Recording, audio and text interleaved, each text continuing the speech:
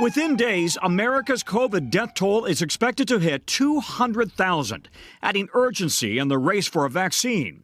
We will deliver a safe and effective vaccine before the end of the year, and it could be very, very soon. Of the three companies leading the charge in the U.S., Moderna, Pfizer, and AstraZeneca, none expects to be ready for FDA approval before Election Day. The first hurdle analyzing the vaccine trial data from tens of thousands of volunteers to see whether a vaccine is safe and effective.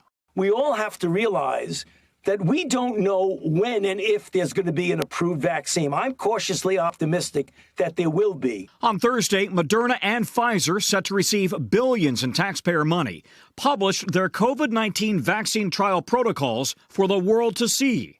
We thought that sharing the protocol publicly will allow anybody to look at it to ensure the safety of the participants and the integrity of a scientific and medical process.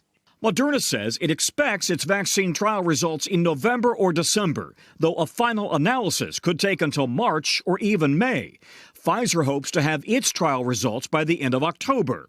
AstraZeneca, meanwhile, is still under pressure to explain the safety concerns that halted its vaccine trials. One patient reportedly suffered a serious spinal cord condition. In a statement, the company says we are unable to comment further on this individual case because of international norms governing the integrity of clinical trials and protection for the privacy of individuals. Infectious disease experts warn drug companies' secrecy, conflicting government messages about vaccines, and the president's criticisms of masks only serve to undermine public confidence.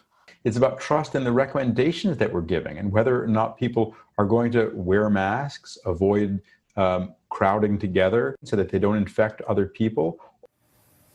Tom, I mean, the ultimate goal here is to achieve herd immunity, which is a term that means enough people become immune that the virus essentially fades or doesn't pose as much of a risk. But how many people would that require to be vaccinated?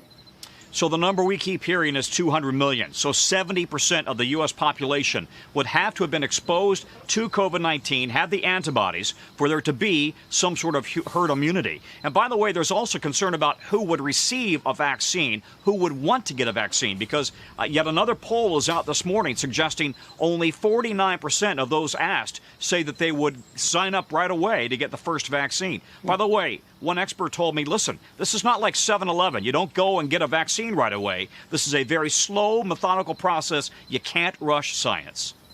No, and by the way, some people, maybe that you have to get two shots, right? A shot and a booster. Right. We don't know what's going to happen with that. Tom, thank you very much for the update.